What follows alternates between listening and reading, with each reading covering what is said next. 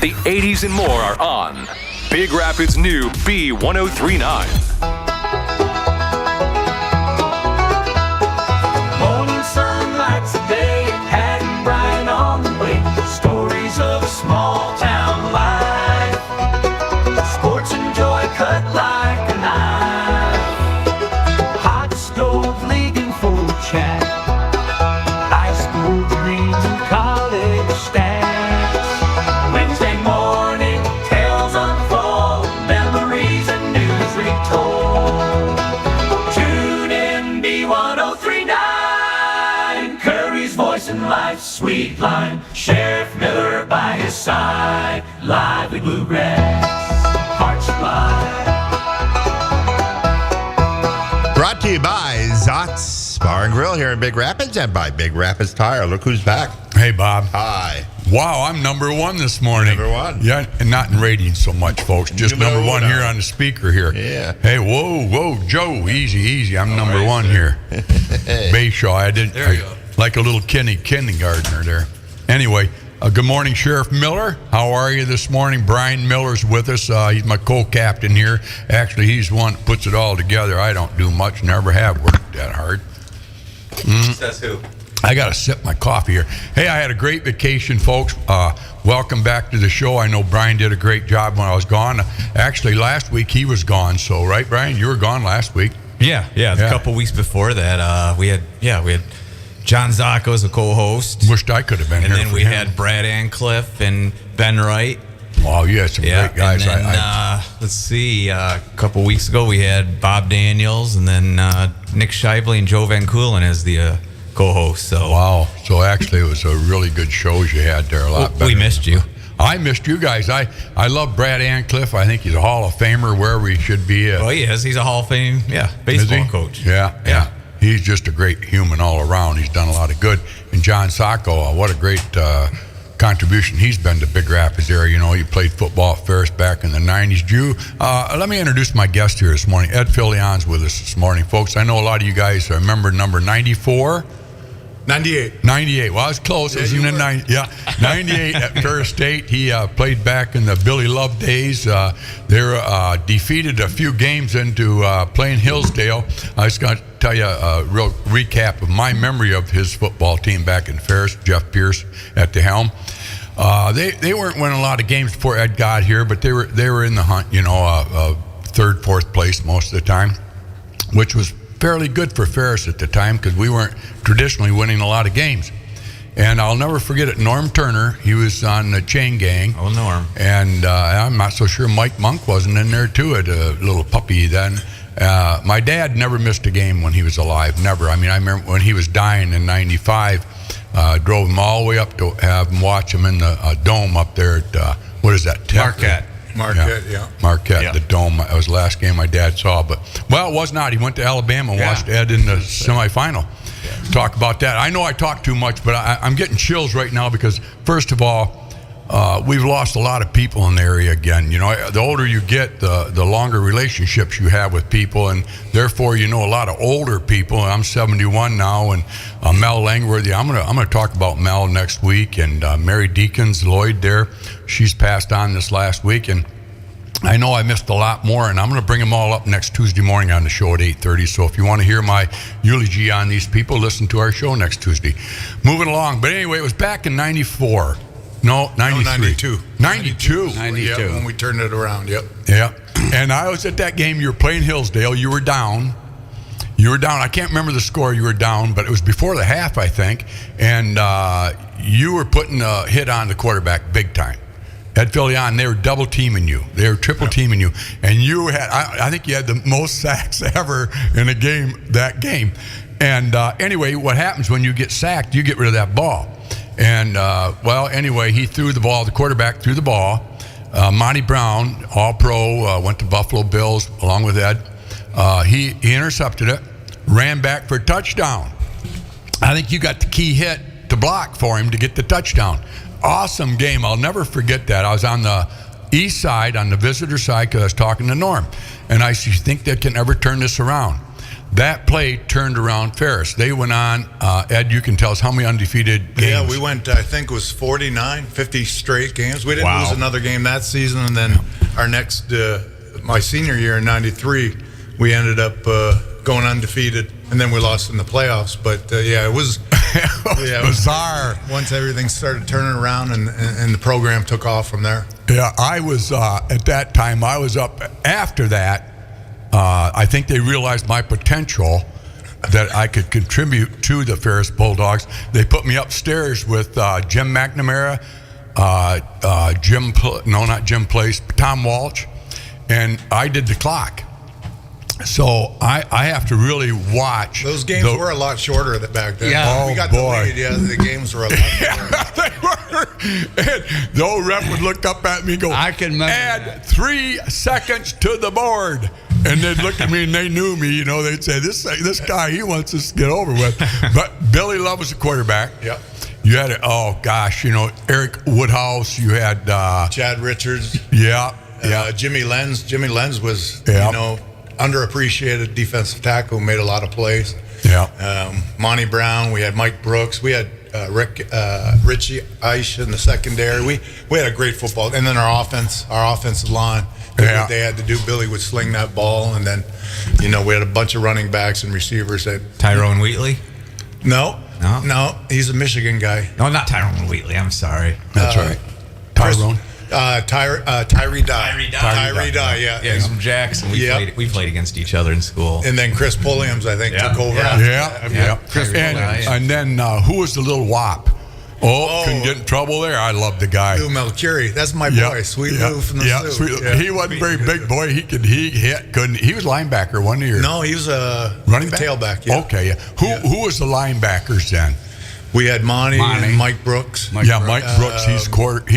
He's a coach down Detroit area. Now Mike, right? Coached his kid. Yeah, he did. did. His kid got a scholarship somewhere. They went to Churchill. Both his boys went to Concordia near Ann Arbor there, and they just folded their program. So his oldest son got through there, got his 4 years, and then his youngest son Gavin was in his senior year. He's up at Lake State. Playing NAI football, but he's completing his senior year up there. So that Billy loved, though. I loved him. He worked for us. You and him worked. Who else worked for us? Smitty. Jeff Smitty, yeah. We had a lot of football players, but that's how you and I met, folks. As you're wondering how Ed got here, let's go back a little bit here. Ed, tell us where you're originally from and born and raised. Yeah, I'm from Windsor, Ontario. Came up here in 1990. It was a funny story because actually I signed my letter of intent with Grand Valley State University. And in 88. And so the 89 season, I was supposed to go start. So July, just before training camp, they said I was academically ineligible. Now, I wasn't a genius, but I was a 2-3 student with a 780 SAT. And back then, that was good enough to get into university. And they asked me, they wanted me to go to Grand Rapids Junior College. I said no. So I ended up going back to Canada, going back to school, trying to upgrade, do my grades. And then I came up for a workout the following winter, and Ferris, after my workout, offered me a scholarship. Up here at Ferris, you did a workout? Yes. I came up here, did a workout in the winter. And I remember it was a snowstorm. And this is this guy, Rob Marsh, who drove me up here. It was a snowstorm, and I had went out the night before, and I had been known to, enjoy. Well, you were a bouncer. Don't forget that. Exactly. Yeah, you're a bouncer at what's that famous place in Windsor? Well, the Studio 4. So I had gone out the night before, and I didn't really feel like going for that workout. And we had a snowstorm at the time, and Rob said, "You're going." So he drove me at some rear-wheel drive back in '89. And we drove all the way up here. Took us probably about 5 hours. Drive's usually 2.5. Right. Did the workout, offered me a scholarship, and then I ended up, spending the next 4 years here. So now, who offered it to you, Jeff, or? Yeah, I think it was Jeff. Who was Barry Fagan? Barry Fagan was the OC. God, he was a real line. good guy. His wife and him were great. Back then, not that they don't now, but I'll be honest with you, back then, every one of those coaches made a relationship with our community. Yeah. And they were so more close. involved. And they packed the stadium because of that, I think. Barry, he made sure he was head of the golf outing before Bill Shively took it over. And Bill did it, 40 years? But anyway, Barry would come in the station, made a relationship with me, whatever he needed. I helped him, with ice and pop and all that stuff. He was just into it. They have a very unique group then. And then he was the offensive guy. Then who was the defense? It was Jeff Pierce was the DC. Oh, that's and right. Otterbein was the head coach. That's right. He was the Otterbein. head coach, Yeah, he's the one. He was your coach at first, wasn't he? He was the head coach for all 4 of my years. And then the year I graduated, he went and took a job in Miami of Ohio or Ball State. Yeah, Ball State. Yeah. Yeah. So down in Muncie, wherever that is. Hey, but so Jeff was never your coach. But he was your defensive. He was my defensive coordinator. Yeah. Okay. See, now So I knew Jeff a lot more than I did Keith because Coach Otter was the head coach and he was more of an offensive guy, and he let Jeff take care of the defense. So as a defensive group, that's kind of who you hung out with, is those, Yeah. And then and Jeff and Susie. Yeah. Susie was a great oh boy. coach's wife, and had us over. She raised a lot of money for that football team. Yeah. Yes, they did, both of them. Yeah, they're great, solid people. Still best friends today. I know it. Still You talk. and I went up to UP. Ed and I went up to UP riding up there with Jeff and his buddy Stan, was it? Yeah, Stan Oh the man. my! We're lucky we made it back, but I'm getting old. I can't hold up with them boys anymore. But I did it for one night. I couldn't do it for 2. Yeah, it was funny. When we went up there, we had 2 side-by-sides. Pat brought both side-by-sides, and he gave me the one with the wiper that didn't work. And no heater. So we started getting some freezing rain up there. Yeah. And I think I rode the last 2-3 hours with the windshield. You did. Yeah, we had. But you know what? Time. Memories like that forever, aren't they? That Jeff Pierce. We'll just talk a few minutes about him. I really feel bad that what happened, but destiny, you call it, or whatever. God's got a way to keep you alive, and I don't think if he would have lived much longer, he had a little heart problem there and didn't know it, and so God probably took him out of that place and said, hey, you got to do something different. He's pretty happy right now, but the thing of it is, when we were up there spending those moments with Jeff and Ed and I was telling my wife about it. I says, Ed is 54 years old. He's an adult. And Jeff treated him as an adult, but yet you still idolized him. Yeah.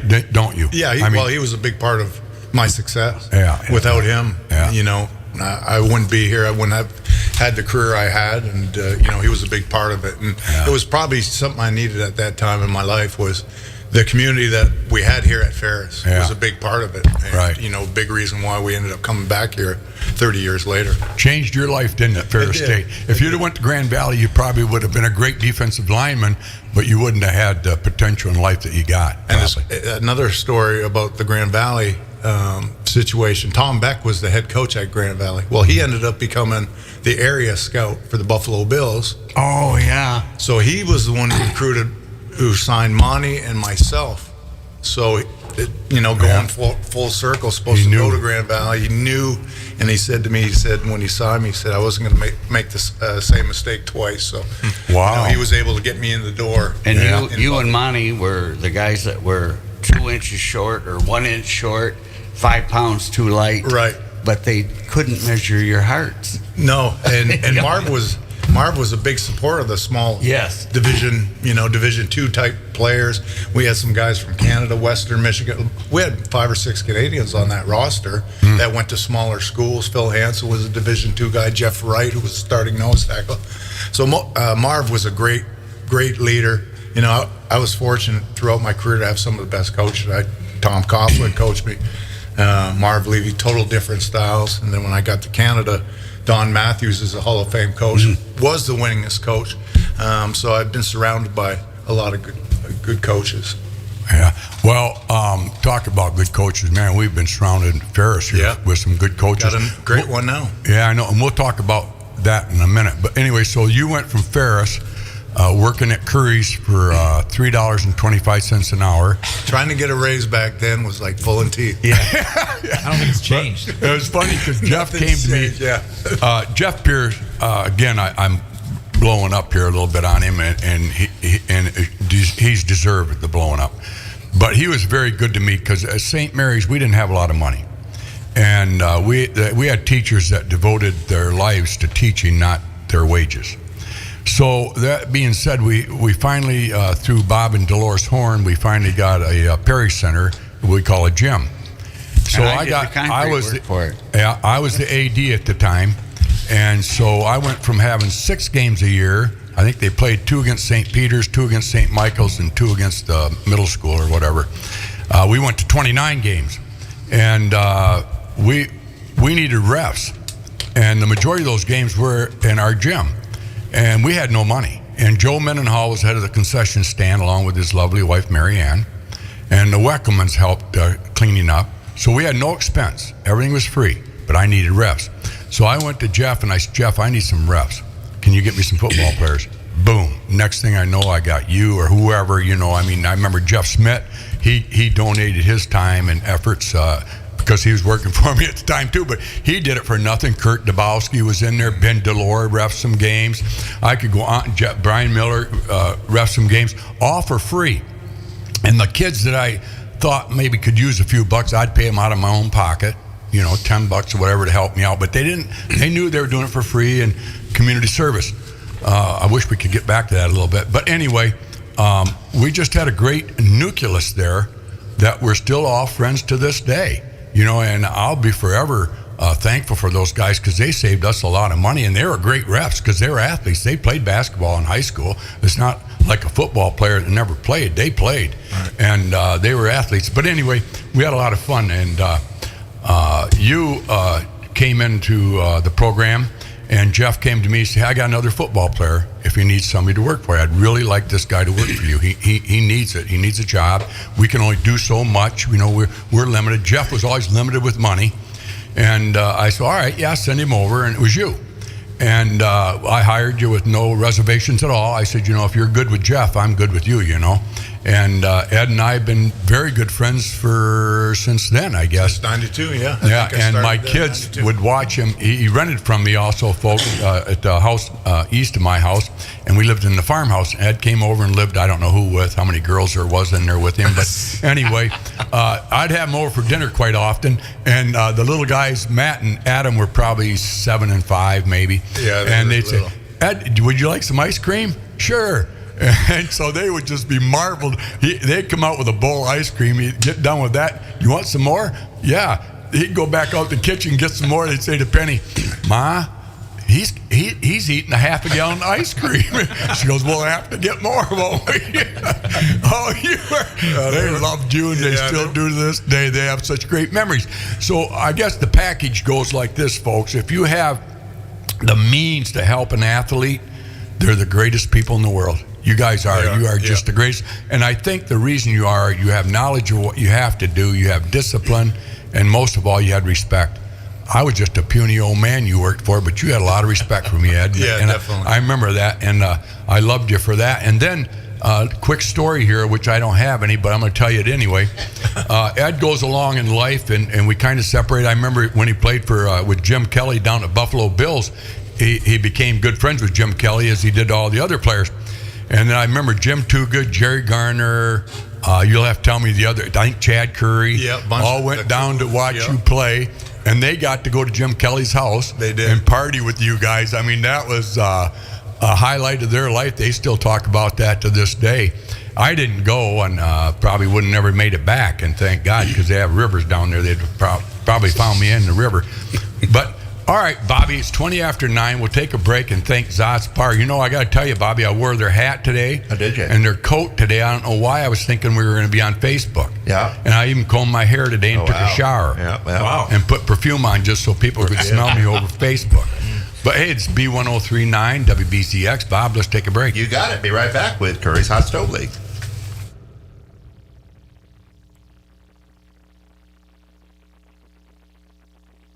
All right, we had to come back because Mr. Computer froze. So Go ahead. All right. So you got it for a few more minutes while I. All right. do Well, this thing. I have. Well, Jen tells me I got an hour. But anyway, so he goes to Buffalo You do, Bills. but we do have to break. But I'll We're going to let him talk about the Buffalo Bills and how he went from there to the Carolinas or wherever. I want a little bit more of your career when I'm done with my BSing. But anyway, right to this day, this is the power of God. Ed went to school here not knowing that God would have him back in the studio today at 103.9 WBZX with Brian Miller and I and Joe Bechaz. But, he called me up one day, he said, yeah, we're coming up to visit my son Brett to play football at Ferris. And I said, yeah, that'd be great. And I'd saw Ed a couple of times prior to that, but, he had a busy life. He was up in Quebec, and it's not like a 2-hour drive to Big Rapids to say hello. And so he rolled into town, and the rest is history pretty much. Brett, we'll talk about that a little bit, played at Ferris for 4 years. And the coaches said he had the best work ethic that they'd seen in a long, long time. I said, well, you never saw his dad play. But anyway, Brett did a nice job there, and I think he had some fun. Learned a lot of life lessons. He worked for Curries, my gas station, for 4 years. It's hard to believe. But we sat down at my table, my kitchen table, the first day he was here. He had a butch haircut, clean shaven, very well, neatly put together. And I looked at him. I said, Brett, look out that window. And I says, the thing of it is, those trees aren't going to change, but our time here is going to go fast. Before you know it, your 4 or 5 years that you're here is going to be over. He'll never forget that, will he, Ed? No. He says to me, he goes, wow, you were so right. A blink of an eye. So enjoy what you're doing. And he has done that. Now we're going to go to a wedding in August with him, marrying Sarah Fath, Brad Fath's daughter. And so we're looking forward to that. But Grace. Sarah's mom. Oh, Sarah's already married. Well, he's probably, okay. Hell of a young man. Yes. Hell of a young man. He worked for you. Yep. He did his internship with us, did Marine Patrol with us. We were hoping to keep him around, and then Love comes in and dragged him away. Right. Because we were very impressed. It's not very often we have an intern where the guys and girls really take to him, and they really took to him, and there was hope that we could kind of keep him around. But Is it working, Jen? Okay, we'll take a break. No, it's still rebooting. Brian, I got to compliment you for a minute. Everybody knows you, and if they don't, they're not from Acosta or the surrounding areas. But you have a gift for not being revengeful or spiteful with people. If I had a good employee like you did in Brett, and you put him on the water, you did all that, and you educated him a little bit of what's going to happen in the sheriff's department, and you were really hopeful for him to stay. But when he said, you know what, I'm going to move, Sarah or Grace has got a job over in Grand Haven, and I'm going to go over there. Good luck, Brett. A lot of guys would have got mad, said, no, I don't like you anymore. You're leaving me. You're too much of an asset to us. Our office, but you're pretty good about that. That's our office is. I always want, if you want something better for yourself, or you think you can better yourself, then do it. And you can't hold no anybody reflection back. on. Well, a lot of guys they don't have that gift though. You have that gift. I don't know what other gifts you got. I have to ask your wife. She'll tell me someday. But I love you for that. I thought that was very. Well, he's about as good as they come. So. Yeah. I appreciate that. It's funny. I just went. We just got back from Florida, and I met my oldest son's colleagues. And as a parent, that's all you want to hear is how well behaved, how respected they are with the people around them. So for me, that's probably the biggest compliment. Whatever they do in their career, to hear other people speak highly of them means a lot to me as parents for Ann and myself. Yeah, well, you guys, that's a compliment to you guys. They're a reflection on you, our kids are. But, we'll talk about Zach a little bit in the next half hour or two, because here's a guy that's playing for the CFL, and Ed will talk about that a little bit. We're going to take a lot of time up here today, and I appreciate that, Bob. But he's down in Florida, too, and we'll talk about that a little bit. Can we take a break now, Bob? No. All right. But he's down in Orlando, Florida at the Villages. Yep. And he's made connections with a trainer down there. Well, on top of that, I guess he's getting into real estate a little bit. Yeah, he's working for the Villages. They got him a job, and he's right now he's basically showing potential buyers all the model homes and stuff like that, and then he turns it over to the realtor. But they're paying him $25 an hour to start, which is pretty good down there, and he's staying with the my wife's parents, so he has no cost, and he's training for football. And he'll be up here at the end of August. Training camp starts May 5th, so he ended up flying out of GR back to Saskatchewan for the start of the season. But he'll probably be looking forward to going back there next winter. Oh yeah, I don't know if he'll ever come back up north. I think he's in Florida. Yeah, yeah. You know, he's a beautiful guy, just like your wife, and he's built real well. He's got a great personality. You have a great personality, but your boys do have great personalities. They're liked by people that talk to them, because you know what? The biggest gift you have, and I don't have it, is listening to people. They both listen well. I never did listen well. That's why I never was much, right, Bob? But anyway, he does. I knew he'd fit in good down there, but Ed, you got to admit, you had your reservations on it. You were a little nervous when he went down there with no empty pockets. Yeah, you had nothing. But if you look at success stories, and I'm going to have a guy in from Boca Raton, or whatever it is, Boca Raton. A very interesting fellow. I'm going to have him on the show here in 3 weeks. His name is Richard Young, and he's a self-made multi-millionaire, or whatever you want to call him. But he doesn't flaunt that. But how he made it is unbelievable. But believable because he did it from nothing. He went from scratch to something. You know why? Because he believed in himself. And that's Zach. Right. Zach believes in himself. He went down there, and I know you said, I don't know if you're making the right decision. We always think that as parents. We're too governing, we're protective, covering them up and say, oh, no, don't do that. But he did real well, and this is his first year. Well, we had reservations. There's no doubt about it. He was in a bad spot when because this past season was tough on him. I think he was drafted by Ottawa in the 7th round, got cut 3 weeks in the camp. Then he was signed by Saskatchewan, played another 2 games, got cut again. Then they brought him back, and he finished out the year. So, he was kind of not sure what he was going to do, because there is no guarantee where he's at in his position. He hasn't earned nothing yet in that league. So, and he has to, have a great camp obviously this year. So he was in a tough place as far as what his future would look like without football. And for everybody that's played football or for an extended period of time, went through college and or played at the pro level, that transition from, playing a pro sport to the working environment, it is probably one of the hardest things you can do. I know I played 13 years. At 36 years old, I had to make that transition with a young family. So it was hard. It was probably the hardest, 10 years after I retired part of my life. But he's in that phase right now. But he found a great team to work with. He's getting the training that he wants and he needs. And he's in such a better headspace. And he mentioned something about finding, religion. So, good. He has a purpose now, and it's, we had a conversation with him just before we left, and he's in a real good spot. Wow, he found religion. He did. Good for him. Yeah. God will carry us through a lot, won't he, Brian? Yeah. I mean, right. We all have our little demons in us, and it's sad, but that's just human nature. We all got our little quirks, but Jesus looks past that and helps us in ways that we'll be ever Sometimes grateful. you don't understand or you don't see it at the time. Right. But I think God works within us with the people that he brings into our lives. I really do. I mean, like Bob Aldrich comes from Long Island, right, Yeah, Bob? that's it. And they picked that MC3 guy up or whatever it was, Yeah. got him off the streets. There you go. But anyway, let's talk about 103.9 and the sponsors, Bobby. Yeah, Zot and also Big Rapids Tire. And we got Mr. Music here unfrozen. So let's do this. Good. We'll be Yeah, right let's back. hit it. Thanks. Come say cheers at Zot's Bar and Grill in Big Rapids. Great food, great prices, and great people, where everybody knows your name. Zot's, people's choice for best soup. You don't want to miss their award-winning burgers and chili as well. Originally opened in 1933 and serving it up ever since. Seasonal beers on tap. Located at 732 North State Street in Big Rapids. Roxanne and Doug at Zot's Bar and Grill are proud sponsors of the Signature Player of the Week for the Curries Hot Stove League every Wednesday morning at 9 a.m. When was the last time you checked your tires? At Big Rapids Tire, they know how important it is to keep your ride smooth, safe, and reliable.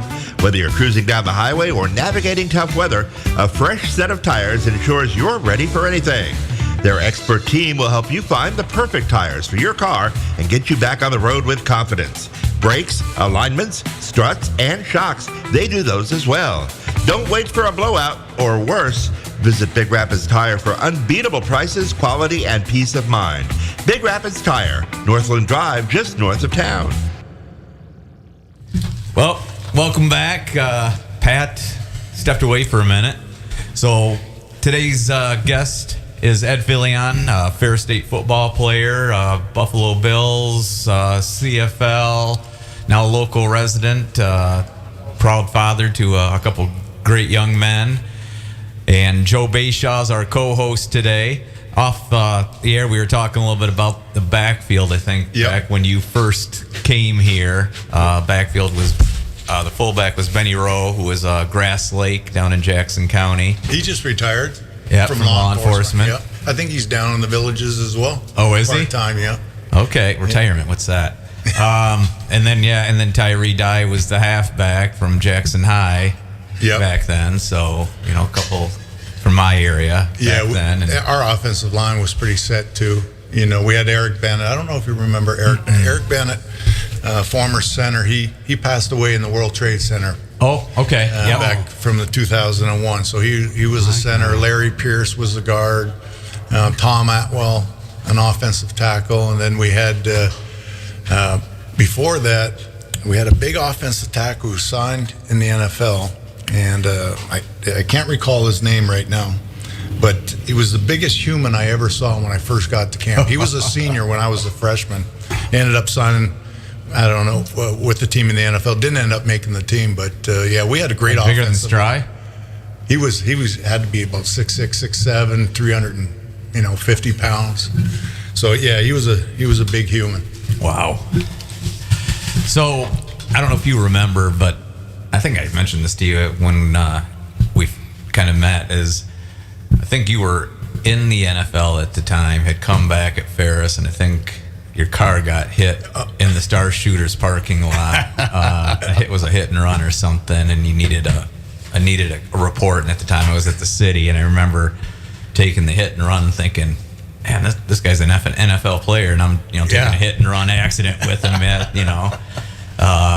So I don't know if you remember, but that was a long. I do remember that, but I also remember, and I don't know if it was you, but we went to a golf outing and we had golf carts. And we ended up. Yeah, I remember this story. About four of us taking the golf cart from Khaki, and we took it to where BW3s is right now. And we were under the understanding that it's a golf cart.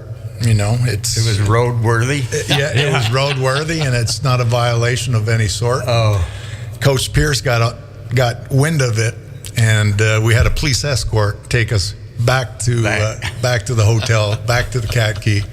After that, to make sure we got back. All in one place.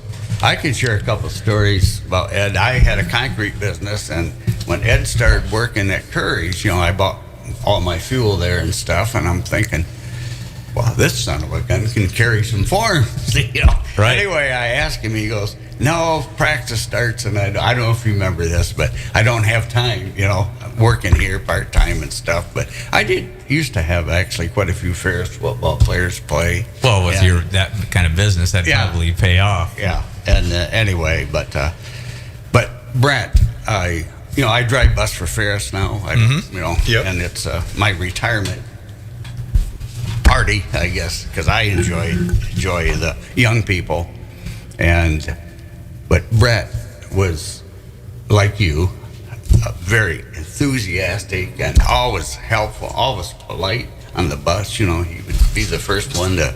That's the one thing that stands out with Brett. Yes. Well, with me, I know it sounds kind of goofy, but it's Bradley Merrick, played hockey here, and his dad is his grandpa's my best friend, but that kid would just always step up, and Brett did the same thing, always there and very polite, and on the practice field, man, he got after it. Oh God, yes, yeah.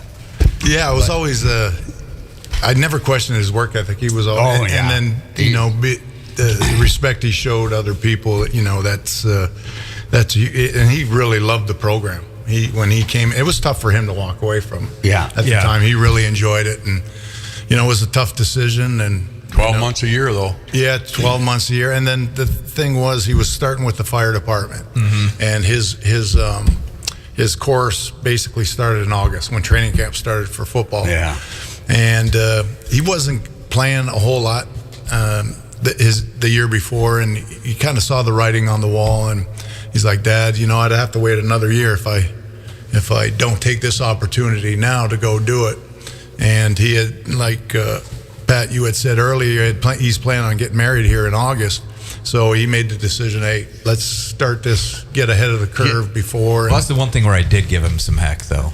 Being a firefighter instead of law enforcement. Yeah, that's the one thing. That's the one thing where we did give him some heck. I asked him, I said, what's the difference between the two jobs? And he said, well, with the law enforcement, you're kind of looking for trouble, kind of. And he said, with the fire department, you're looking to help people.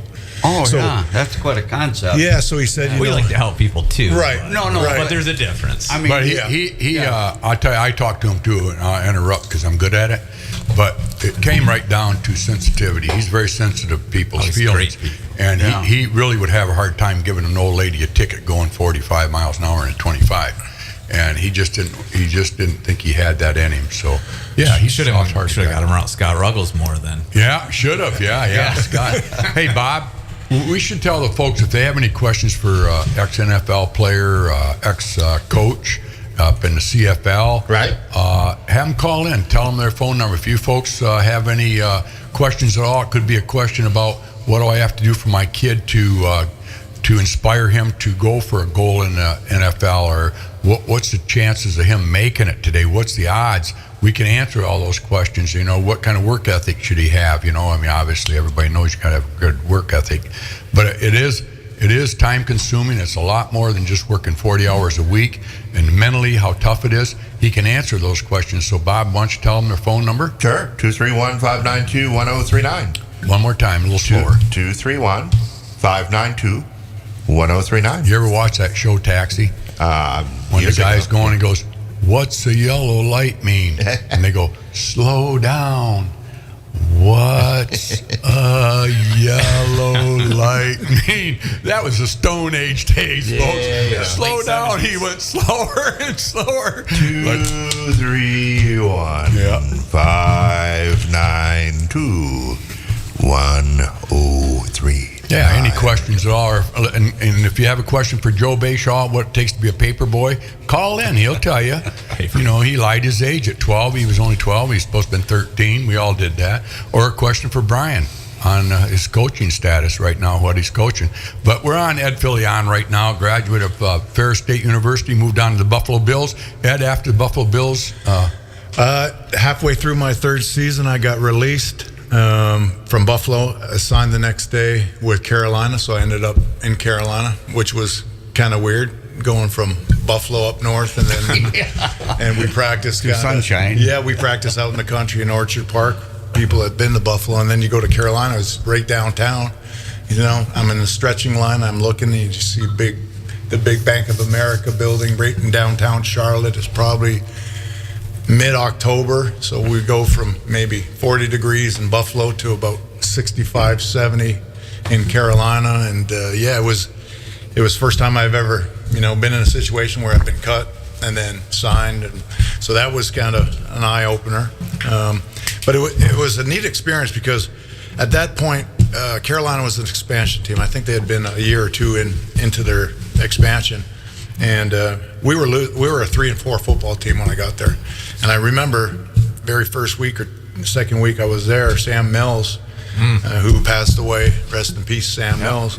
He called a meeting, and just everybody aired their laundry, their dirty laundry, and just things that they didn't, things that they didn't like or appreciate. Or we ended up going on a run. I don't think we lost another game. If we did, we lost one more game after that. We ended up making the playoffs, and then playing Green Bay. This was 1994. We ended up playing, or 1996, excuse me. We ended up playing Green Bay in the NFC Championship game. That's the year Green Bay won it with Brett Howard. Yeah, Desmond Howard. He was the Super Bowl MVP, I think. Yes, he was. And so the championship game was in Lambeau Field. So we're playing in Lambeau Field, NFC champ. Colder than hell. I wasn't dressed at the time. That was the story of my life in the NFL. I'd have to make all the trips, and I was always the hour before the game, or before they had to declare the roster. I was either in or out. So, but just the experience of being in Lambeau Field in January was minus, 50 or 15 degrees or whatever. It was a real cold day, and we had an opportunity to win the game, and we fumbled the ball late in the fourth quarter. They ended up recovering it and scoring and winning the game, and they ended up going on to win the Super Bowl. But yeah, just the transition from Buffalo to Carolina was different, and then going to training camp the following season, don't make the team. I saw him cut, so I'm sitting out of football for a year. We had just bought in a house, so you're going through all that. How you gonna, my wife was working at the time. She was a school teacher, so we were able to get by with that. And then the next year, I ended up going to NFL Europe. So they had a league in Europe, and I was based out of Dusseldorf, Germany.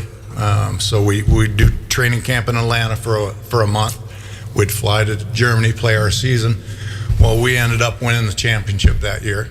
Had a real good year. Play our last game. We play Frankfurt in the championship game. Have about 2 weeks off. Go do a workout in Jacksonville, and I sign in Jacksonville. So 2 weeks later, after playing an 11-week season with a month training camp, I'm back in camp in Jacksonville, where it's 95 in the morning. 100% humidity, no breeze, and then we have Tom Coughlin, who back then was very tough military guy. Right. So our practices were 3-hour practices, 2 practices a day, and it was physical. Everything was, you'd have pods. So a pod is basically 2 offensive linemen, a defensive lineman, and you're working on reach blocks or base blocks or double teams. And it was just that was the atmosphere. That was the type of practice. It was a physical practice. And I just remember being in a daze the whole 4 weeks of training camp, just with the heat and the amount of football I had played that year. And I was in, cruise control, basically, just trying to get through. But they've improved the working conditions in the NFL. They don't allow you to go back-to-back 2-a-days anymore. They don't allow you to go 2 padded practices anymore.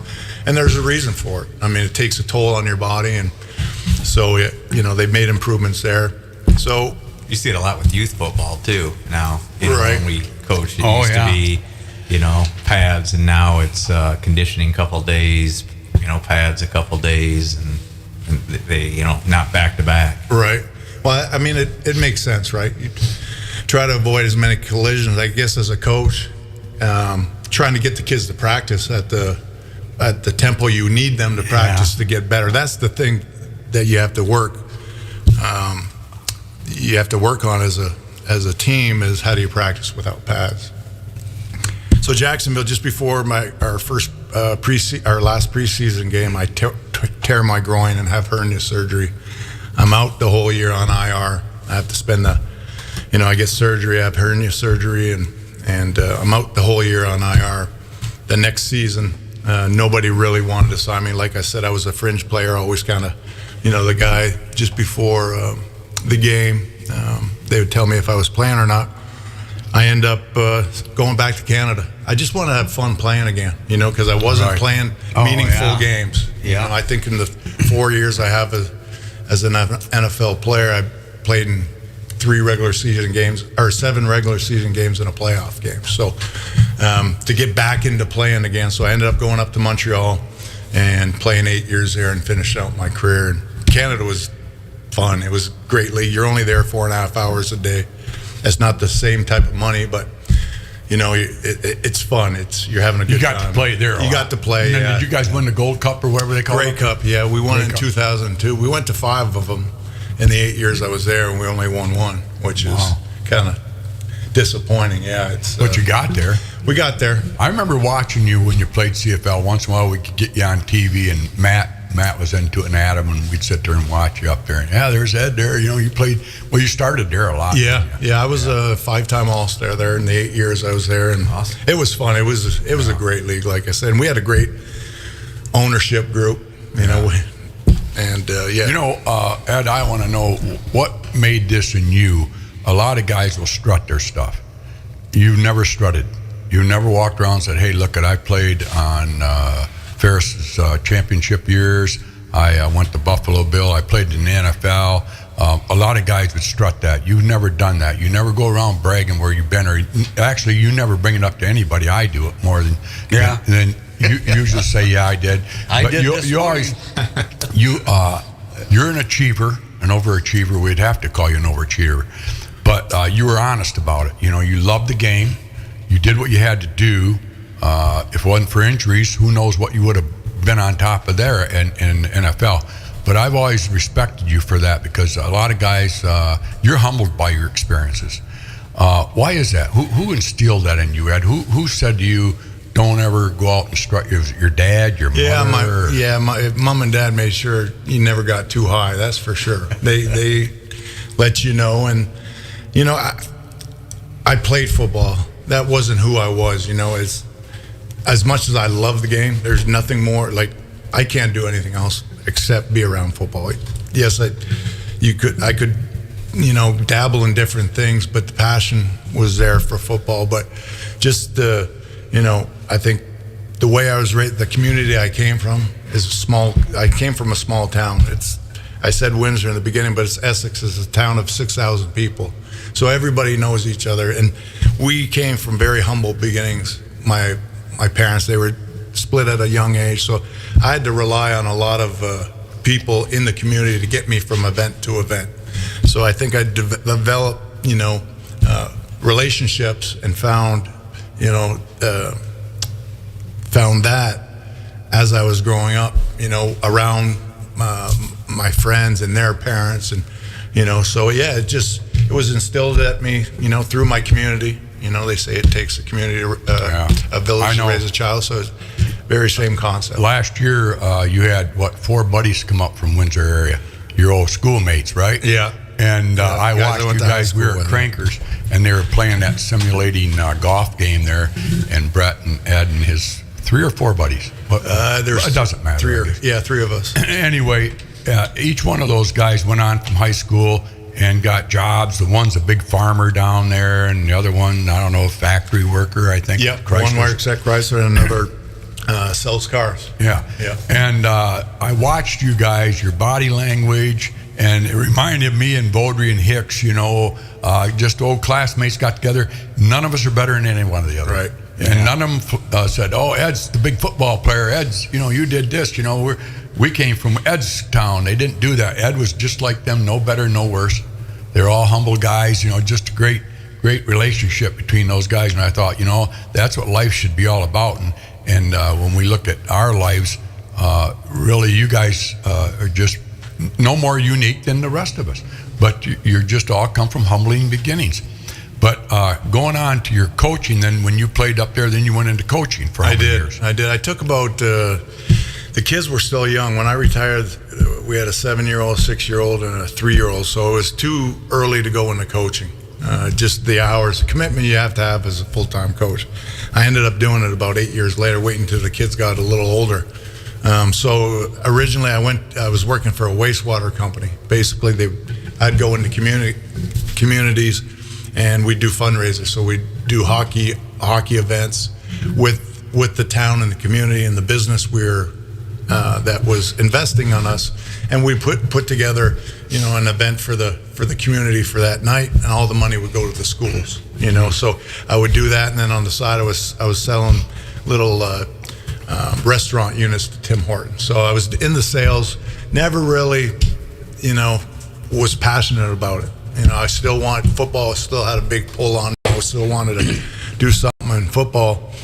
So I was doing the radio at the same time. I was doing broadcasting, English radio for the Alouettes from 2007 to 2013 when I started coaching. So that was a little transition between then and then 2013 I started my CFL coaching career. Well, then you have always been a supporter of Buffalo Bills. That is in your heart the biggest of all teams, isn't it? Why is that? Why is Buffalo? Our time is coming. Our time is coming. Yeah. We got the quarterback. Yeah. You know, hell of a quarterback. A hell of a quarterback. Yeah. Probably he's going to go down as one of the And 5-8 quarterbacks of all time in the league. and then Yep, Thurman Thomas. I know what we're talking Thurman about. Thomas. Yeah. Yep. and then you alluded to a conversation of mine with you one time about your future when you lived in Montreal. Yes. Ann and you in a townhouse there, and we were lucky enough to go up and visit here a couple of years ago. And at that point, your career was on hold on what I want to do. You were just sitting there and just saying, I can go back to Buffalo, and I know those guys will give me a job within the organization, or we might go to Florida, or we might come to Big Rapids. Right. And you had 3 choices there, and you'd have been good in any one of them. What enticed you to come to Big Rapids? What was the biggest factor? Because your wife, she was apprehensive because Well, you said it right there. My wife, she was the one I had to convince because she had the job at the time, and she was there 18, 20 years. She didn't want to leave. She was comfortable. She thought she would finish out her career there. So it was a big move for her. She's American, actually. I'm Canadian. She really enjoyed Montreal and that, and I think she understood I wasn't happy. I think in Quebec now, if you don't speak the language, it's very hard to get a job. It's very hard, and the job you are going to get ain't going to be able to pay, the bills and stuff like that. So, I kind of, I asked her and I said, well, listen, I can't work here anymore, and I'm not going out of the province to work because as a coach, I had to go to Toronto, Saskatchewan, and Edmonton out west, and then out east or southwest, and I was gone for 7 months. I said, at the time it wasn't too bad because we had the kids there, so my wife had the kids around her and now it was just her and I. Everybody had left, and so we came up here. We knew that Brett was going to marry a girl from this area. And we wanted to be around our kids and our grandkids. And, a big part of that is when we came up here in 2019 for Brett's recruiting trip and the subsequent years after, when Ann would come up, she got to meet yourself and Penny, and then she got to meet Sarah and Brad Fath. And then, she always said this was like a Hallmark movie to her. Now, I'm not a big Hallmark movie guy. I actually leave the room when they come on. But I've caught in glimpses. And so that was that was how she saw Big Rapids. That's a compliment to Big Rapids. Big time. And people out there listening hear that. Yeah, she felt like the community was, behind her and she could, because it's not easy. A lot of your friends you make are either from your work or from your university kids. Or high school, and your kids. Yeah. So to start at, I'm 55 now. She's going to turn 55 here in May.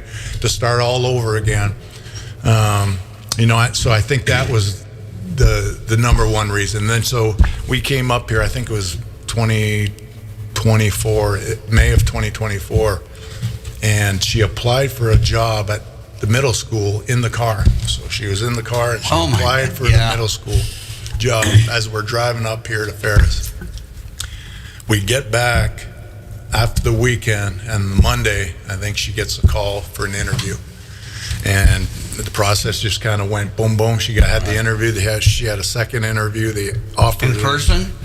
No, they were both online. Everything was online. That's amazing. Yeah, but it helped to have Pete Kent on your side. Yes, Peter Kent is probably the most influential employer. Recruiter? I mean, you hate to say it, but almost a recruiter. If Pete likes you, you're going to get the job. It doesn't matter. Because he won't quit. Right, yeah. But no, she had the credentials, obviously. Right. And she had been fit right in. 27 years at the point, Yeah, I knew she would.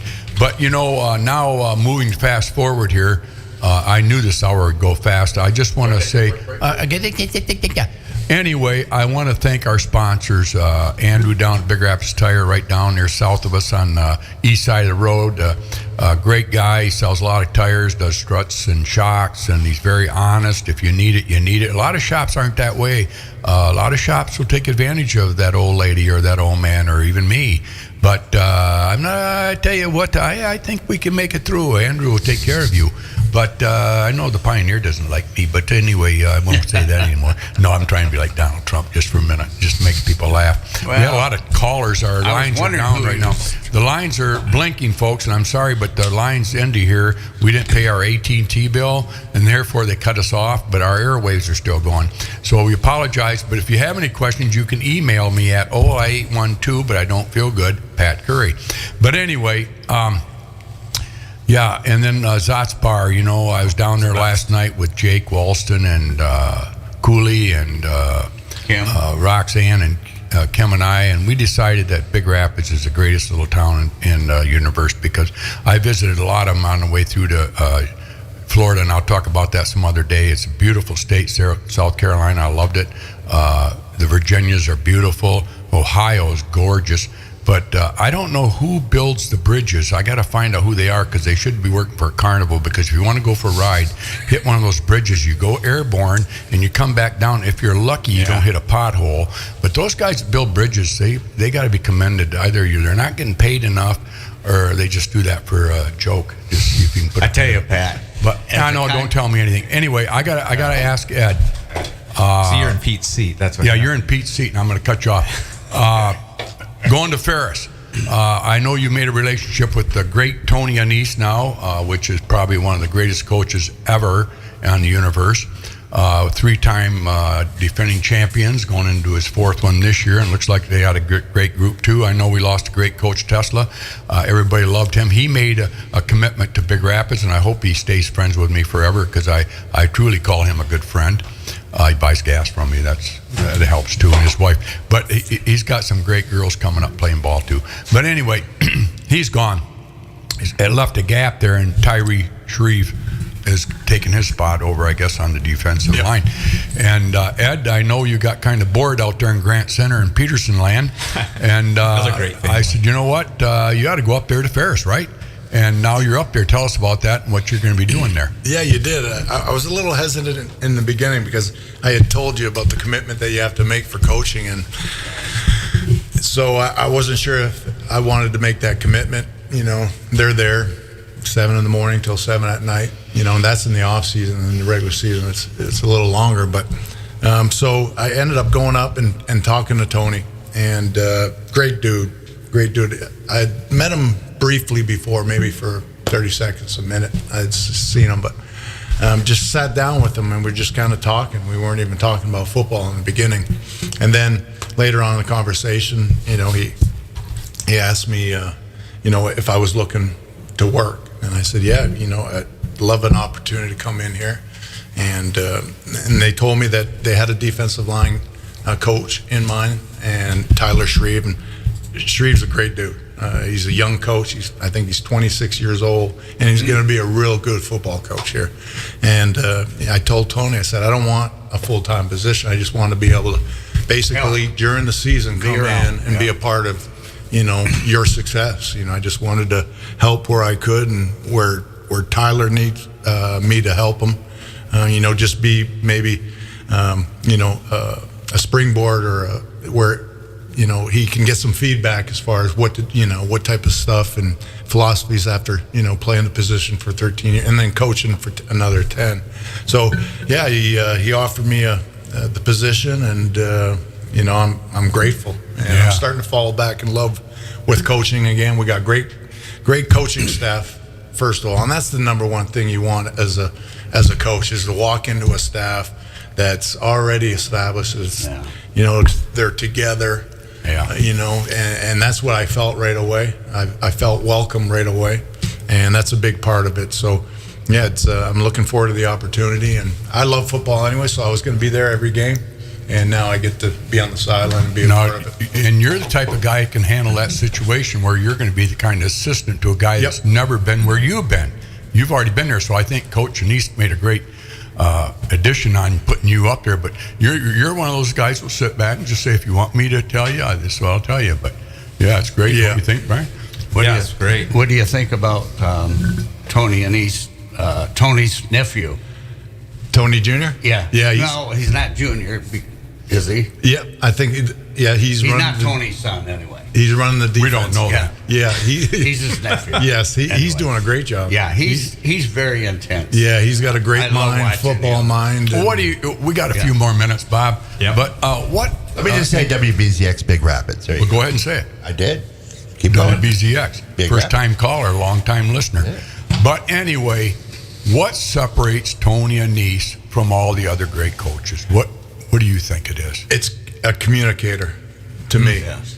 But they're all communicators, aren't they? Yeah, but there's certain ones that you're able to touch you. Like I had Marv Levy, great dude, never swore, never say a, he always quote former generals, and he was a big historian, so he'd read battles and he would quote you, but he would never swear. Then you play for a guy like Tom Coughlin. Total different military type style. You got to be here. If you're 5 minutes early, you're 5 minutes late, basically. And but the message, and then Tony, the same thing. The message that they're sending, the players are receiving, and they want to go to bat for you. They want to go. They want to play for you.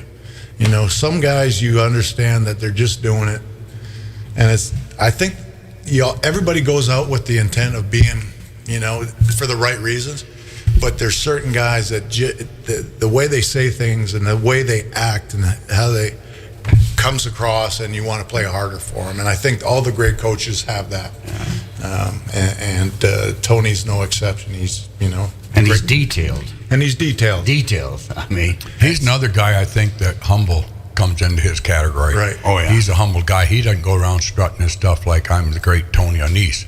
People do that for him, obviously, but he never acts like he's better than everybody else. He's right down to the point of winning, and that's for sure. But boy, he does have a gift there. My Lord, Ferris is so fortunate. I just hope they financially help him is what he needs. It's amazing that he's still here, but that's another story for another day. But Joe, do you have any questions for Ed? I'm gonna let you have your 30 Well, I'd seconds like to- of fame. Oh, thanks. ask Ed. Your wife is obviously something special. How did she make all these transitions? I'll answer that question. It's called vodka and orange juice. Every night at 4 o'clock, she gets home and drinks a vodka and orange juice and smokes a cigarette. She's a wine girl, definitely. Yeah. You owe a lot to your wife. I do. And I know you do, and you appreciate her, but it's... Well, I just can't visualize... I don't know if anybody can, their wives, all these transitions. The transition, from being a football wife and what that entails for 13 years. Yeah, that's what I'm And saying. then going into coaching, what that entails, and you're not home, you're gone for 7 months. The only time you see each other is on bye weeks, for maybe a weekend. And that's how marriage lasts. Yeah, sometimes, that she got used to me not being around. And Right. you're right, Pat, that's probably why we're still married 28 years. All right, Ed, now let's talk about the days down in Buffalo's where you met her. Yep. She lived in the same complex you did. She did. Yeah. Awesome. And you were dating somebody, her friend, wasn't it? And No, then, I wasn't really dating anybody at the time. But you were I was seeing I was women. being a football player is what I was doing. Well, Yeah. that's a why I single went with the football player. But anyway, she looked at you and saw you and said, I'm not getting involved with a football player. No way in H. Well, that's the story, because I would see her. She lived in the 3rd floor like I did, in the sixplex next to me. So at the time I wasn't wearing glasses, so all I saw was this hair, and I knew the hair looked nice and Pretty damn good. yeah, pretty damn good. You knew it wasn't a guy, but nowadays Yeah. you don't know. But So, she had come out one day to take the garbage out, and I was just coming back from practice, and I asked her out. I said, well, I think it would be good to go out. And about 3 months later, I don't hear anything from her. She comes back, knocks on my door, and we end up going to the date, and we go to Taste of Buffalo, and the rest is history. We hit it off right away. Boom. Right. It was- yeah. And but she said in those 2 or 3 months, I was watching you to see when you were coming home, who you were coming home with, and if anybody. And she, Right. she obviously She did her homework. she did her homework. Yeah, she did her homework. Surveillance. Yeah. She was studying you. Yeah. Yeah, Little she was recon. exactly. Yes. So and then she came by and we went to Taste the Buffalo, and the rest is history. Yeah. Well, that's so great. we've talked about your wife. We've talked about Ty. and we talked about Brett. You have another son. Zach. No. We talked about Zach. We haven't talked about Tyler. Yep. So Tyler's the youngest. He's the baby. He's the baby. And tell us about him, what he's up to. No football in his. No, he was a swimmer. So we swam and did some acting. Yeah. So he was. We did. So how big is he? I mean, he's big. Yeah. Is he? He could have been Ed's twin. He's the biggest built one, isn't he? Kinda. Oh my God. Not as tall as Zach, but 230 right now. Yeah. Nice kid. But yeah. And I took him to hockey when he was 6-7 years old. And the last year, his second year he played, we're about to go to tryouts, and he's crying in the car and bawling. And I said to myself, I said, listen, if they don't want it, I'm not going to force. I'm not going to. So I turned that car around. I was probably about second or third day we had to go to practice, and he didn't want any part of it, so I turned the car around and we said, no, that's it. So he ended up, we said, we always had you have to play a sport of some sort. So he did gymnastics for a bit, and then he went into swimming, and then he went into acting. He went to CEGEP in Quebec, is basically between high school and university. You have to go for a 2-3 year program, and depending on what you get, it shortens your time at university, so you won't have to go as far. So he took acting, he loved it, and he ended up graduating. I think he was 21, and then he put in for Air Canada. He's working as a flight attendant for Air Canada.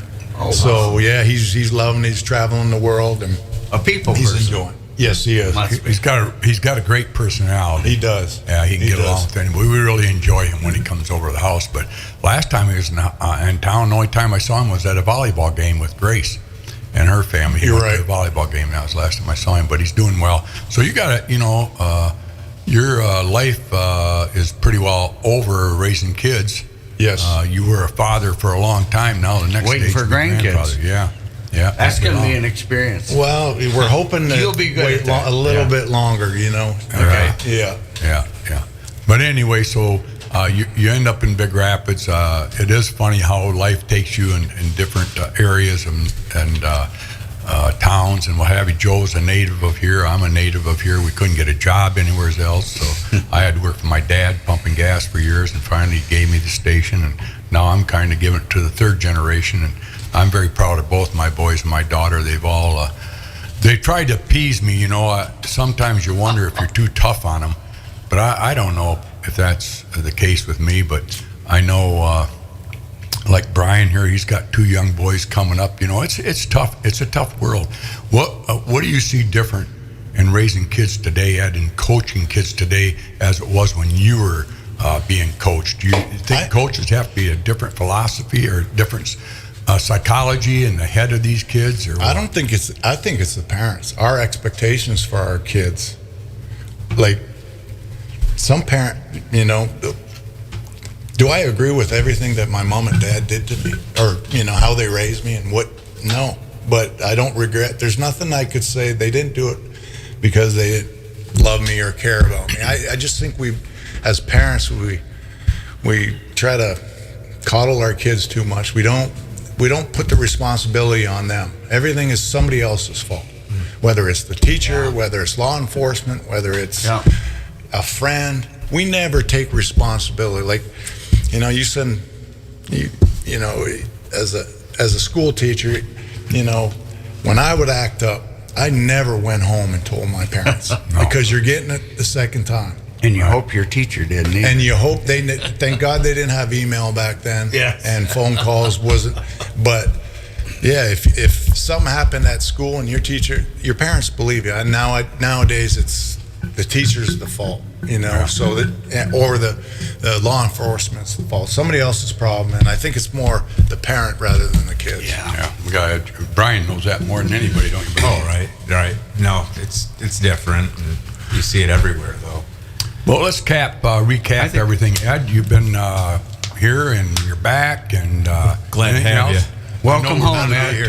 Welcome home. Appreciate Jen and Dom letting us have an hour and 10 minutes. I knew it would be a long morning, but it's been a very enjoyable morning. Great. And I'm sorry about you guys not calling in and asking any questions. But one last question for me. Well, and there's never a last question. But if a guy did want to go into the higher football scale to college, what's it take to get there, Ed? What? I think your relentless pursuit of your profession. I mean, there's got to, and people say I'm willing to commit this, or I'm willing. You have to do, unless you are the most, and even at that, if you're the most physically gifted, because most of the people that play at that level aren't the biggest, the tallest. There are some, and those are usually, and if they have the work ethic and the passion and the love for the game, they become Hall of Famers, right? If you got the physical skills and you got all, but if you have a willingness to do what other people are unwilling to do, you can get there. You know, the one guy who does that, of course, everybody said, you do know he was all-state, that Brady Rose for Ferris State. He's not 5'7" or 5'8", is he? No, he's 5'5". He was a key guy in all the big games. He was the key guy that kept it alive. I watched those games from the sidelines. I'm thinking, wow, where did he come from? Well, Pat, he was an All-American football player in Muskegon, Red or wherever he's from. He was Mr. Football. Yeah, I didn't know that, but my God. Now, there shows you little fellas out there, they're only 5'7". It's inside the heart. Pat, Julian Edelman. You know, there's Steve. There's tons of stories like that. Edelman, he might have been undrafted. I think it was a 7th rounder out of Kent State or something, but he was, same. He was my take on the transition from high school to college and observing all the athletes. You can be the greatest athlete, but if you don't have that compassion in your heart, you can play college. I'm not saying that, but then to go to pros, it's got to be another level of dedication. You got to love the game. I can remember everybody talking about you and Monty. Well, if they was only 2 inches taller or an inch taller, and I even thought it back then. You can't measure their heart. Give them a chance. Wow. You guys did it. Right. Know? Yeah, but you're exactly right, Joe. But you were a big man too. You still are a big guy. I was 6'2", 280. I know, pretty good size though. I played with a guy, Ted Washington, who was 6'4". His arms hung down to the floor. Right. And he was about 340 pounds. Right. And he could probably run just as quick as I could, maybe a tenth slower. Hey, I'll tell you. How about multiple sports for children today? Should do it. Should do it. Okay. Yeah, just get away from this one sport. Maybe hockey's the only one, but even at that, it's... Why is hockey, that gets in that blood, man? That just... Well, Brian, you could allude to that. I mean... I can't. I have no idea. I didn't play hockey. Never watched it growing up. And then our kid was 4 years old, and we said, let's try ice skating. And one Charlie Fiffin says, Brian, it's a cult. And I'm like, doing ice skating, who cares? Well, here we are 13 years later, and it's his favorite sport, and it's Cooper's favorite sport. Well, you played hockey, didn't you? I did, yeah. I played junior C, and then when I was 16, but I was a goon. They would just put the puck in the corner, and but at the time, I was 16, and you're playing against 20-year-olds. That was a big age gap, And when you back then, when you were fighting, it was the helmets were off, and they let you go, and we had bench clearing brawls. This is '86, so that was the days of the Proberts and the Domi. And Probert and Domi are from my hometown. They're from Windsor, Ontario. Oh, really? Yeah. Oh, wow. So the 2 toughest guys in the league grew up in the same one. Well, one's actually from Bell River, maybe 15 minutes from Windsor, and the other from Windsor. So did you play against them then? No, I didn't. Older I played football against Ty. So Ty Domi, he's maybe about 5'8". He's not a real big guy, but his head's about 6'8". He's got the biggest head, and I remember playing JV football against him. And they had to get a special helmet. They had to take the side ear pieces out of his helmet and a lot of it was get his head in there. A lot of it was forehead with him. I think that's why he could take a punch, probably. Right. Wow. Yeah. So you like multiple sports. What's your second best sport? Hockey, is it? Hockey, yeah. Everybody in Canada goes for hockey at first, don't they? Right. Yeah, it's a rite of passage. They don't play baseball much. I play baseball. Not at any level. I played with a guy by the name of Stubby Clapp, who ended up playing for the St. Louis Cardinals and ended up coaching the AAA team. Oh. So Stubby, yeah, he's a Windsor guy. Got a lot of Joe Siddall. athletes. Oh, Windsor is now it's a blue collar town, factory workers, right? So we have a lot of guys that have played pro sport. I would say per capita, the size of Windsor is probably 200,000 people from the Essex County area. How many pro athletes we have in hockey, baseball, and football? There's quite a few. Now, NHL right now, we're just going to touch on that for a second. Are they still playing? They are. Their playoffs are starting next week, or I think they're in their final. I think they got 5 games. The Wings got 5. They lost to Montreal last night 4-1. Are they still in the hunt? They're falling right They're out. fading. They're fading. Yeah, they did pretty well leading up to whatever that All-Star break or whatever, and then coming out of that, they've kind of fallen on The their Four face. Nations. Yeah, I'm Four surprised we Nations. didn't talk about the Four Nations Cup. Yeah, that was. Who won that? Four Nations? Canada did. Oh, Canada. Yeah. Oh, I was in Florida, I think. That just happened 6 weeks ago or something, didn't it? Right. 5 Yeah, weeks? Canada. I heard about it down there, and those Canadians. Oh. The first game when we beat you guys up there, that was all the talk, and the Americans were saying, "Yeah, we kicked your butt." You know, they're all. And it was buddies in quiet the bar. back home. Is it Yeah. was quiet? Yeah. Yeah, it's And then they amazing come how over after and that played first it in game, how Boston, much didn't they, or something? coverage there was, and then when we lost, it was like crickets almost. Right. Is it Yeah. real? It was reverse in a Right. week. And the Kachuk boys, that game in Montreal, first of all, they started by booing the national anthem. Right. Now, I'm not going to get into politics a whole bunch, but if you know anything about Quebec, and I lived there for 25 years, so I think I can speak on this. They do not really see themselves as part of Canada to begin with, right? It's a French-speaking province. Good point. Yeah. And I can't send my kid to any school, English school I want to. I had to be grandfathered into it. So anybody that comes over that their kids never went to an English school, they have to go to a French school. So first of all, they don't want to be Canadian to begin with. Then the national anthem begins, and the American national anthem, and they start booing it. Now, I never understood that, because they have something called St. John the Baptiste Day, and it's June 28th, and that's the celebration of their independence. And then July 1st is Canada's. Well, they don't really celebrate it in Quebec, and now they're booing the American national anthem. And then the Kachuk brothers come out and they start fighting, and then there's another fight, JT Miller, and it was set off, and and Brady Kachuk plays for Ottawa, so he's in the nation's capital in Ottawa, and he's fighting the Canadians on Canadian soil. So Right. the atmosphere was great, and then U.S. won the first one, obviously, and very quiet back home. And then once Canada won the championship, the final game there, and everybody started speaking up again, especially with the times. I guess everybody's a little butt hurt right now because they're more worried about what people say than what people do. Yes. And so yeah, it's What system's better? We won't talk politics, but what system is better? You've been to both. yeah. I mean, each system has its own qualities, but I think if you want to get ahead and you want to do better for your family, in the United States for sure. Everybody says our healthcare system is, everybody looks at it and likes our healthcare system, and I call kind of bull on that a little bit, because we pay 50% in tax. So you make $100,000, you're getting $50,000. That's what you're bringing. But then they ask you to take on a supplementary insurance, health insurance. Wow. So you have to pay another $400 a month, and it's law. You have to do it. If you have a job, you have to pay. So it's and then you're still waiting in line.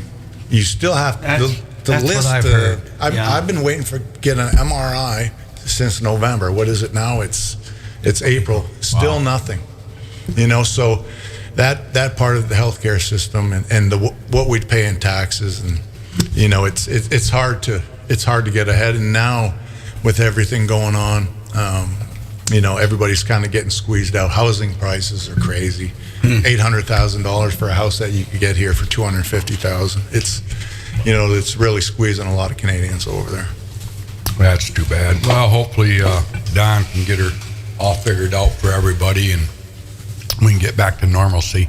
But I know here in Big Rapids, like I tell people, they get stressed out on that stuff. I don't watch the news, just Big Rapids is a wonderful place to live. We have a great downtown, and the community is just a great place to go watch football, basketball. Andy Brockman's got another great year going, doesn't he, Brian? How's he doing? I've been gone out of touch for 5-6 weeks. Well, they had a good year. They didn't, I think. Oh, it's over. Yeah. It's over. Yeah. Well, I was going to go to the game tomorrow night, smoke some weed, and go to the game. Yeah, we went to the. No. Yeah, they didn't. Now, you were the reason you bust them down there. Yeah. Oh, that's right. I'm not the reason. They got beat by 2, didn't they? It was quite a game. Who'd they lose to? Sisters of Mercy? No. Oh. Missouri, something. I can't remember. It was. Missouri Valley State? Central Missouri. Come on, There Andy, was give two us a Missouri call. schools there, so I can't remember. I wasn't. All right. Who beat Hey, them. we got a new hockey coach now. Yeah. Riley. Yeah. Yeah. What's his Have you credential? heard of him? I just asked about him yesterday. He's supposed to be on the show here in the next few weeks. Oh, good. Have you heard of In him? No, contact. Ed. I haven't. Oh, okay. But I heard his family's got a history of his grandfather or something coached the national Gordie team. Howell? The U.S. Coach national for team. the Army. Pardon? Yeah, coached Army. His dad, I think, Yeah. coached. And his the grandpa. Army. Didn't his grandpa too? His grandpa, I think, Yeah. coached Team USA. Or All I know is he's from Long Island, so I got to. Oh, there you go. So we're going to On the talk show, Long you guys Island. can compare notes.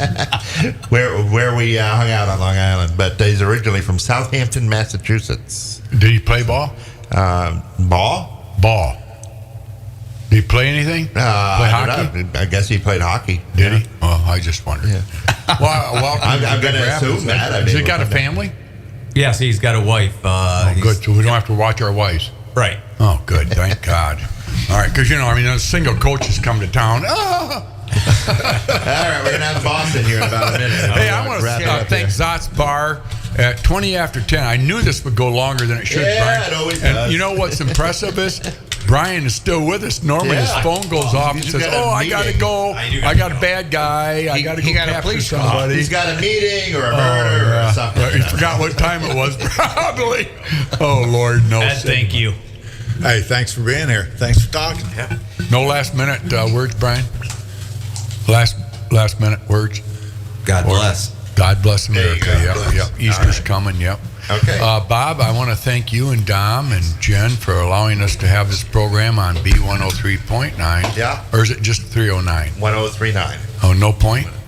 No point. We got Don Thompson and Sean Gray. Oh, okay. Don Thompson and Sean Gray next week. Yes, sir. Okay. And then hopefully we're going to get, what's his name on here? Brett Riley. Who's that? The new hockey coach. Bob Daniels retired? Yeah. Got him on? Well, I wasn't here. We're going to I have to know have you him weren't. back on. Yeah. I went to his last game because Bob was here when I was here. Yes. That's Which is right. crazy. 35 years, I think. 35, 36 years here. Wow.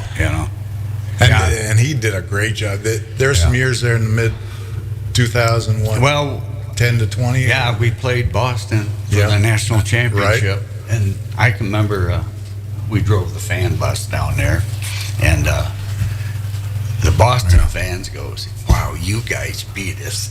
Yeah. And the difference in the game is the puck hit a pipe for them and went Yeah. in.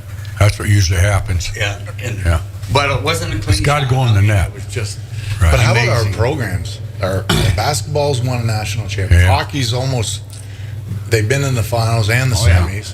Football's won 3.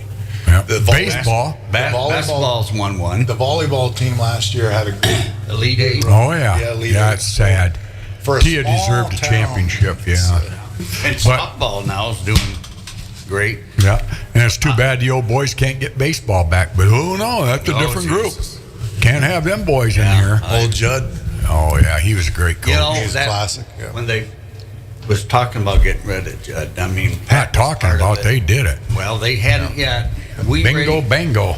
we, the community, raised enough money to pay for the whole program, including the coaches and travel, and they still No. got rid of it. Title IX. Title IX. Had to get rid of them Well, boys. our Well, if they our would have been president the other started. ones, if they'd have been from France or something, they probably would have kept it. But being Americans, well, we got to play them guys, get them guys out of this sport. Well, that would be a petition to get rid of Title IX, and then you can have your baseball team back. But I can remember Title IX wasn't enacted yet, and the Big Ten, for example, wasn't going to go along with it.